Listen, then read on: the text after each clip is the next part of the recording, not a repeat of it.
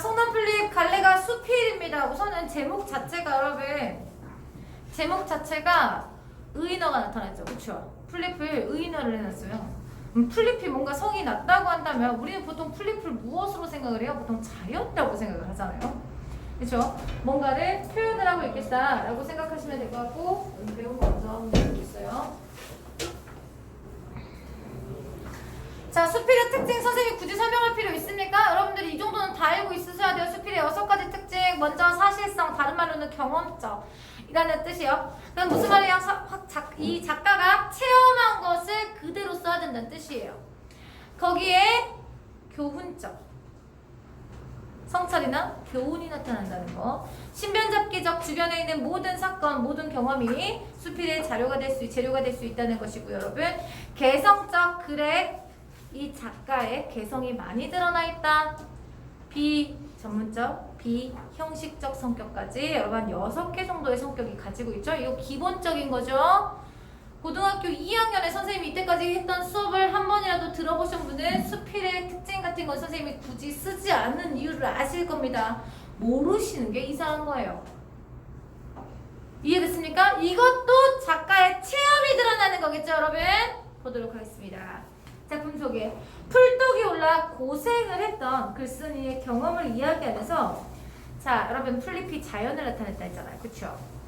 내가 이때까지 너무 인간 중심적으로 살았던 것은 아닐까라는 생각을 하는 겁니다. 인간 중심적이었던 사고에 대한 반성, 성찰이죠. 깨달음을 담은 수필입니다. 글쓴이는 자꾸 힘이 쓸모없다고 생각했던 작품에 대한 자신의 인식을 성찰하고요. 인간 중심적인 가치관을 비판, 모든 생명의 존중을 하며 자연을 거스르지 않는 삶의 중요성을 이야기하고 있습니다. 글쓴이의 이러한 태도는 독자가 인간과 자연 세계에 대한 이해를 넓히고 새롭게 인식할 수 있도록 해주고 또한 독자는 이 작품을 통해서 자신의 삶과 사회에 대해서 성찰을 할 수가 있다라는 이야기를 해놓고 있네요. 현대 수필이고요. 여러분 얘 생각한다 했지? 그쵸? 사색적입니다. 그리고 자신이 깨달은 성찰을 고백하는 고백적인 성격이 굉장히 강하고요. 여러분 고백적은 안 써져 있네요. 교훈적인 성격 강합니다. 그러니까 교훈적 옆에 고백적, 성찰적도 적어주실게요.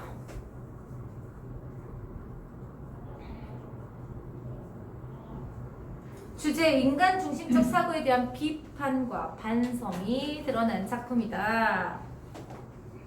구성이 자연은 우주 사이에 저절로 된 그대로 그냥 있는 것처럼 있는 것이 본성인데 나는 풀독이 올라서 고통스러웠지만 병원을 찾지가 않았었습니다. 그래서 병원에 가지 않고 자연스럽게 풀독이 가라앉아. 결국에는 내가 자연스럽게 고생하고 자연스럽게 풀독이 가라앉는 과정을 통해서 그냥 그대로 있는 거다. 온 우주는. 이해됐습니까? 자연은 그냥 온 우주 사이에 그냥 자연이 있는 것이다. 그대로 있는 것이다. 그리고 나는 이때까지 너무 인간 중심적인 생각을 하고 있었구나라는 반성이 드러나 있다라고 생각하시면 되겠습니다. 특징, 글쓴이의 경험을 통해 인식 변화, 밑줄 쳐야 돼요. 인식 변화 과정이 나타납니다. 인식 변화. 자연의 본성과 관련된 말 밑줄 인용 찾을 거야. 인용 어디 돼 있는지 무슨 말인지 알아먹었어요? 인용 어디 있는지 찾을 거야. 이건 시처럼 여기다가 정리하지 않고 여러분 나와 있는 거 찾으면서 외울 부분 외워보면서 가도록 하겠습니다. 제목부터가 성난 플립. 우리는 보통 풀독이 올랐으면 기분이 나빠하거나 플립이 화났다고 생각을 하진 않잖아요. 근데 얘는 플립이 화를 냈다. 그러니까 인간 중심적 사고에서 벗어난 제목이라고 생각을 하시면 되겠습니다. 그쵸? 자, 가글에서는 여러분 우주에 대해서 자연에 대해서 생각을 합니다. 자연의 본성에 대해서 사색을 먼저 시작합니다. 사색이 먼저 나온 거 여러분. 뭐가 먼저 나왔다고? 사색이 먼저 나왔어. 경험보다 사색이 먼저. 보통의 수필은요 경험이 먼저 나오고 그 후에 깨달음이나 사색이 나오잖아요. 얘는 사색을 먼저 합니다. 예로부터 하늘과 땅이 어질지 않다라는 말이 있다. 인용. 바로 찾았네. 바로 나왔네. 무엇에 대해서? 자연에 대해서 이야기를 한 걸, 자연의 본성에 대해서 이야기를 한 걸 인용을 해놓고 있는 겁니다. 이건 무슨 말이냐면 그냥 자연이 그 상태로 있는 것이다 이런 뜻이에요.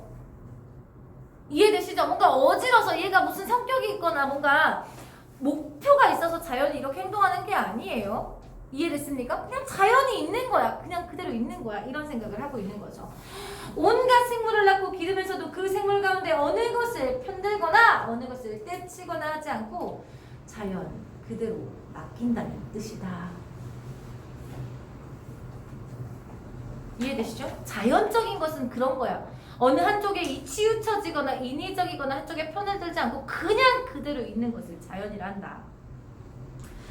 서양의 한 자연주의 작가의 말도 인용을 합니다. 역시 자연은 인간의 운명에 대해 관심을 두지 않는다고 말했죠. 어느 한쪽에 편을 드는 게 아니에요. 그냥 자연은 그대로 있는 것이다. 이해되시죠? 자연의 본성에 대해서 계속해서 이야기를 해주고 있습니다. 이를테면 나왔어 여러분. 이거 가마표지야. 이를테면 앞으로 예시하겠다는 뜻이겠죠. 이해되십니까? 이를테면 지금부터 예시하겠다는 뜻이야. 가로쳐 예시. 큰 잉어가 어린 붕어 먹고, 큰 붕어가 어린 피라미 먹고, 큰 피라미가 어린 송아지 먹고, 큰 송아지가 어린 생이를 먹고 살더라도 말리지 않으며. 여러분 여기 점강법이라고 나왔죠? 요즘에 여러분 이 책이 진짜 미래엔이 옛날 책이라는 게 느껴지는 게 요즘엔 점강법은 잘 안 써요. 둘 다 점층법이라고 해요. 둘 다 점층법. 이렇게 높아지거나 작아지거나 커지거나 작아지거나 상관없이 높아지거나 낮아지거나 둘 다 점층법이라 하거든요. 근데 얘는 점점 하강한다 한다는 뜻의 점강법이라는 색을 쓴 거게 큰 것부터 작은 것으로 가고 있죠. 점강법만 쓰지 마시고 여러분 뒤에 열거도 나타나고 있으니까 열거법도 써주세요. 먹고 열거 해주고 있죠. 열거와 점강이 나타난 겁니다. 됐습니까? 넓고 넓은 바닷가의 오막살이 집에서 늙은 아버지가 고기잡이를 하며 철 모르는 딸과 함께 살다가 배가 뒤집혀 돌아오지 않는다 하더라도 모르쇠로 된다는 것이다. 까지 가로 닫아주세요. 그러니까 자연은 어떤 자연의 편도 들어주지 않으며 심지어 어떤 한 인간의 편을 들어주지 않는 그냥 존재하고 있을 뿐이다. 됐습니까? 자연의 본질입니다. 그러고 보면 자연스럽다라는 말처럼 매몰스럽고 정남이가 떨어지는 말도 드물 것이요. 왜? 인정이 없으니까. 그냥 있는 거 어느 한쪽 편에 들지 않아요. 그러나 그것은 어디까지나 여러분 우리가 자연이 한쪽 편에 들지 않는다고 해서 감정을 나타내지 않는다고 해서 매몰차다, 인간적이지 않다라고 이야기하는 것 자체가 누구의 생각이다? 인간의 생각이다. 인간 중심적인 생각에 우리들이 매몰되어 있었구나라는 것을 얘기해주고 있는 겁니다. 어디까지나 인간의 이기주의적인 생각이 지나지 않는다. 자연의 인간의 힘을 더하지 않은 채 우주 사이 그냥 저절로 그대로 그냥 있는 것이 제 본성인데 왜 우리는 인간 위주로 이때까지 자연에 대해서 평가를 했는가? 되셨죠 여러분? 자 그러니까 여기는 자연의 본성에 대해서 인식을 하면서 우리가 이때까지 너무 인간주의, 인간 본위의 생각을 했었구나 라는 생각을 해주고 있습니다. 되셨습니까? 자 지금부터 경험이 나옵니다. 이것과 연결이 되겠죠? 아무데나 나는 풀도 이름이 없는 풀은 없다고 한다. 모든 존재는 가치가 있다 이런 뜻이에요. 아무 곳에서나 나는 풀도 이름이 없는 건 없다는 뜻은 그 어떤 것도 그에 상응하는 가치를 가지고 태어나는데 그러나 농부 여러분 인간이죠? 농부 인간이야. 농부는 저마다 논밭에 심고 가꾸는 것이 아닌 것은 죄다. 자풀이라고 인식을 해. 인간 위주의 생각을 하더라. 인간 위주의 생각. 자기에게 필요할 때는 나물도 되고 화초도 되고 약초도 되고 목초도 되고 거름도 되고 열것법 하는 풀도 필요가 없을 때는 자풀이 돼. 필요 있을 때는 이것이 됐다가 이것들이 됐다가 필요 없을 때는 그냥 자풀로 바꿔버려. 때에 따라서 여러분 자신의 태도를 바꾸면서 억지로 자기에게 유리하게 갖다 붙이는 한자성어 견강부회라고 합니다. 여기 설명 써져 있죠. 자풀도 그치는 거, 자풀로 그치는 것 또 아니에요. 논밭에 나서 서로가 살려고 작물과 경쟁을 할 때는 여지없이 농부의 원수도 돼버리고요. 낮에 베이거나 호미에 뽑히거나 농약에 마르거나 하여 덧없이 죽어가기 마련이다. 논밭의 작물들은 주인의 발걸음 소리에 자란다라는 말을 들을 때 잡풀의 서러움은 그 무엇에 견주어 말한데도 성에 찰리가 없을 터였다. 여러분 의의는 나타나네요. 잡풀의 서러움이라고 이야기를 했으니까요. 이해되시나요? 여기까지? 자, 이게 무슨 말이에요? 인간들은 자연이 모든 게 가치 있게 태어나지만 자신에게 가치가 있을 때는 이름도 붙이고 찾는데 자신에게 가치가 없을 때는 잡풀이라고, 농사를 지을 때는 원수라고 생각해서 다 낫에 베어버리더라. 똑같은 식물인데도 불구하고 이런 뜻입니다. 결국에는 여러분 여기서 나그네에서 얘기하고 싶은 건 뭡니까? 나그네에서 얘기하고 싶은 게 뭡니까 여러분? 인간들은 자연을 인간 중심적으로만 생각을 하더라. 이해되십니까? 여기까지 이해되십니까? 좋아요. 나는 여기서부터 이제 경험. 장마 전에 시골집에 가서 고추밭과 잡터서리에 뒤덮인 잡풀을 이틀에 걸쳐서 뽑고 배고하였다. 장마가 지면 고추밭이 풀밭이 되고 울 안에 빗물도 빠지지 않아서 나간 집이나 다름없어질 터였기 때문이었다. 풀을 뽑고 베는 동안에 팔과 다리에 풀독, 여러분 이 풀독 이 글의 중심 소재입니다. 꽃피고 베일 때 성이 난 풀잎과 팔과 다리가 긁히더니 의있고 벌겋게 부르트면서 옷이나 옴이 오른 것처럼 가렵고 따갑고 쓰라려서 안절부절 못하게 되었던 거였다. 여기 경험. 약국에서 접촉성 피부염이라면서 먹는 약과 바르는 약을 주었지만 인위적인 약. 됐습니까 여러분? 자, 여기서 인위적인 것 어떤 문제가 나올 수 있냐? 성격 밑줄 치고 성격이 유사한 것끼리 묶으라는 문제가 나올 수가 있어요. 이해되시죠? 성격이 유사한 것끼리 묶으라고 했어요. 여기 성격이 유사한 거 두 개가 같이 나옵니다. 약국에서 바르는 약 주었지만 열흘이나 지나고 보름이 지나도 가라앉지 않았어. 누구든 병원에 주사 한 방이면 이것도 인적인 거죠. 직방으로 나을 텐데 미련을 뜬다고 흉보기도 했죠. 그러나 나는 장마가 끝나도록 병원을 찾지 않았습니다.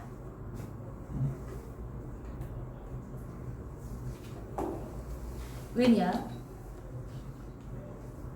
자연적으로 나을 것이라고 생각했거든요. 한갓 잡풀일망정 뽑히고 베일 때 왜 느낌이 없을 수 있겠는가? 서리법. 그러니까 얘는 잡풀이어도 느낌이 있을 것이다 라는 이야기를 해놓고 있는 겁니다.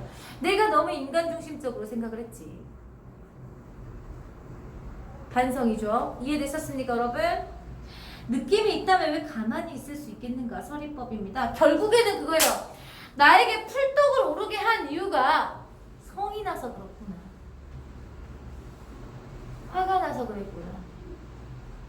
반작용으로 이런 일이 일어났구나라는 것을 깨달은 거죠. 그래서 여기 보라색 글씨로 풀독은 풀이 자신을 해치는 존재에게 반발한 작용일 것이다 라고 이야기를 해놓고 있는 겁니다. 자연스럽다는 것은 본디 인간의 뜻과 무관한 것은 아니었던가? 무슨 말이에요 여러분? 자연스럽다는 것은 본디 인간의 뜻과 무관한 것이 아니었던가? 앞에서 얘기한 거잖아요. 인간의 뜻과 무관해요. 내 뜻과는 상관이 없어요. 그냥 자연스럽게 얘네들도 반발작용으로 나에게 풀독을 오르게 한 거고 나도 그래서 자연스럽게 풀독이 오른 것이다. 풀독은 근 발표나되어서 자연스럽게 가라앉았다. 인위적인 게 없더라도 자연스럽게 자연적인 것으로 그냥 돌아가더라. 너무 어렵게 써놨죠? 차라리 앞에다가 경험을 써놓고 뒤에다가 성찰을 깨달음이라든가 이런 것들을 썼으면 훨씬 더 우리가 이해하기 쉬울 건데 앞에서 먼저 자연의 본의에 대해서 설명을 해놓은 후에 뒤에서 경험을 얘기해서 연결하기가 힘들겠지만 순서를 바꿔놨다고 생각을 해보면 여러분 훨씬 더 이해하기가 편할 거예요.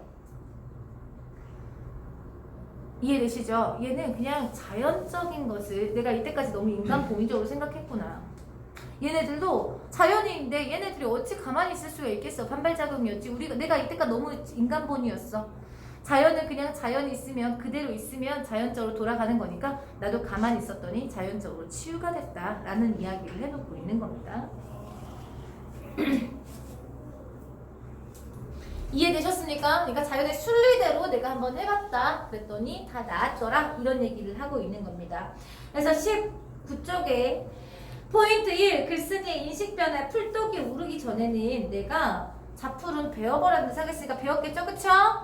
그랬으니까 배웠을 거 아닙니까? 그래서 이기주의적이고 인간중심적인 생각을 했다가 풀떡이 오른 후에 자연도 인위적으로 인간을 해치려고 우리가 자연을 해치는 것처럼 이해됐습니까?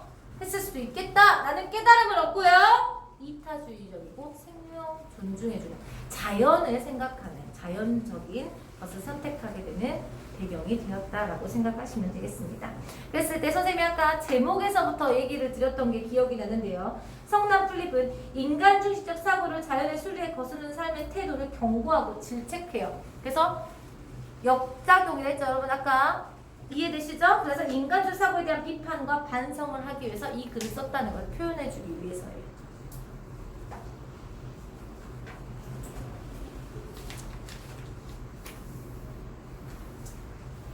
자, 그래서 20페이지.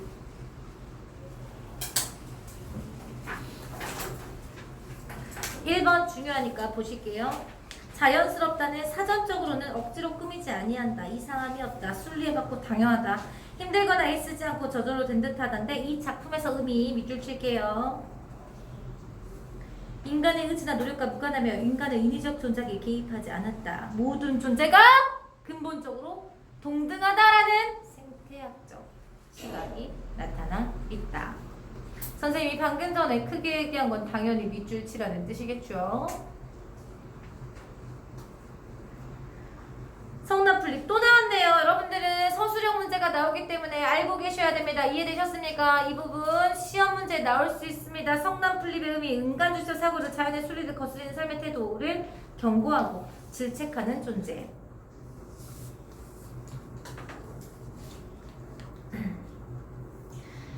자, 자풀을 바라보는 농부는 이기주의고 인간주의적 사상이지만 나는 여러분 풀떡이 오르기 전과 후로 나눠져요. 이렇게만 정리되어 있으면 좀 부족한 거예요. 이해됐습니까, 여러분?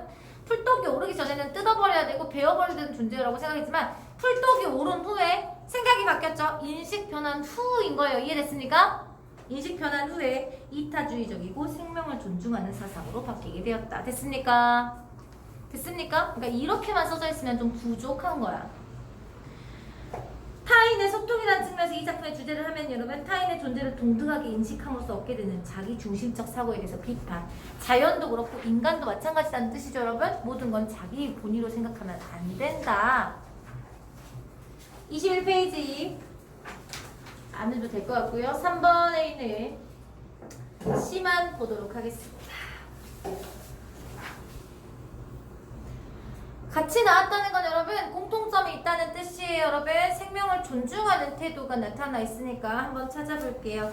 이렇게 환한 등불 본 적이 있나요? 말을 건네는 투. 다시 뭐라고? 말을 건네는 투. 본 적 있나요? 너희한테 뭔가 말하는 것 같은 느낌을 주잖아요. 너희들한테 깨달음을 주는 걸 목적으로 하기 때문이에요. 이 시가. 자, 환한 등불 가로칠게요. 환한 등불이 뭔지 알아야 돼요. 개미 두어 마리가 죽은 나방을 움켜쥐고 영차 손장등만한 언덕을 기어오를 때 공놀이 하던 아이가 잠시 길을 비켜주는 걸 환한 등불이라고 하겠습니다. 이 두 아이, 공놀이 하던 두 아이 생명 존중 사상을 보여주고 있는 거죠. 공에 개미들이 맞아서 혹은 죽거나 다칠까봐 걱정하는 모습이잖아요. 이걸 뭐라고 한 거예요? 환한 등불이란 거야. 그럼 여러분 환한 등불에다가 뭐라고 적어야 될까요? 생명 존중 태도입니다. 왜 등불이라 얘기했어요? 개미의 앞길이 환해졌거든요. 이해됐습니까 여러분? 순간 개미의 앞길이 환해졌거든요. 그래서 생명 존중하는 환한 등불이라고 얘기를 한 겁니다. 집니다. 반복하면서 가군의 효과를 줍니다. 이렇게 빛나는 등분. 여러분 가로쳐야 되겠죠? 본 적 있나요? 비슷한 구절 반복했죠? 비슷한 구절 반복했는데 이건 대꾸법은 아니고요. 통사 구조의 반복이라고 합니다. 뭐라고 한다고? 통사 구조의 반복이라고 합니다. 운율 형성하겠고요. 주제를 강조해 줍니다. 7살짜리 계집아이가 허리 꺾인 꽃을 보고는 냉큼 돌아서 집으로 달려가더니 밴드 하나를 지키고 와 허리를 감습니다. 생명 존중하는 모습이죠. 순간 눈부신 꽃밭이 펼쳐집니다. 오늘날 두 아이, 여러분 공놀이 하던 아이랑 밴드로 꽃을 묶어주던 아이 됐습니까 여러분? 이 두 아이를에게서 배웁니다. 우리는 모두 누군가의 등불이 될 수 있다는 걸. 여러분 도치법. 오늘날 나는 두 아이에게서 우리는 모두 누군가의 등불이 될 수 있다는 걸 배웁니다가 돼야 되겠죠? 순서가 도치법이 나타났습니다. 그럼 여기서 등불은요, 다른 사람을 존중하거나 어떤 다른 생명을 존중할 수 있다는 것을 배웠다. 됐습니까? 성찰적 태도 나타나는 거 느껴지십니까? 그래서 밑에 성찰적 성격, 제재, 생명 존중한 두 아이를 본 경험, 주제, 생명 존중의 태도. 여러분 이거 시험 문제 어떻게 나올 수가 있냐면 비교해가지고 공통점으로 적절한 거 물어보면 경험을 토대로 성찰하고 있다. 됐습니까? 생명 존중한 두 아이를 본 경험 병렬적으로 제시해서 주제를 효과적으로 전달하며 어미 비읍니다를 반복해서 두 아이에 대한 존경 그리고 운율을 형성해주고 있다. 두 아이에게 배운 점은 여러분 모든 존재를 배려하는 따뜻한 마음이고요. 생명 존중에 대한 교훈과 깨달음을 얻을 수 있고요. 됐습니까 여러분? 이해되시죠? 이런 거 주관식으로 나올 수 있기 때문에 읽어보시는 걸 추천을 하도록 하겠습니다. 여기까지 어쩔 수 없이 어부사시사까지는 못 갈 것 같고요. 다음 시간에 어부사시사 갈게요. 여러분들이 27페이지에 있는 문제까지 풀어보시기 바랍니다. 지금 풀어보세요. 목요일날 어부사시사면 여러분 어부사시사랑 소설과 국어시 1이라면 소설과 국어시 1을 다 못할 겁니다. 여러분 소설과 국어시 1은 중간까지밖에 못할 거예요. 하고 나면 문제가 많이 나갈 거예요. 방금 이거 두 개는 문제가 별로 없거든요. 그런데 어부사시사나 서술과 국어시 1일 같은 경우에는 문제가 굉장히 많기 때문에 문제가 많이 나갈 거예요. 우선은 오늘은 27페이지까지 문제 풀고요. 숙제는 따로 안 나가도록 하겠습니다.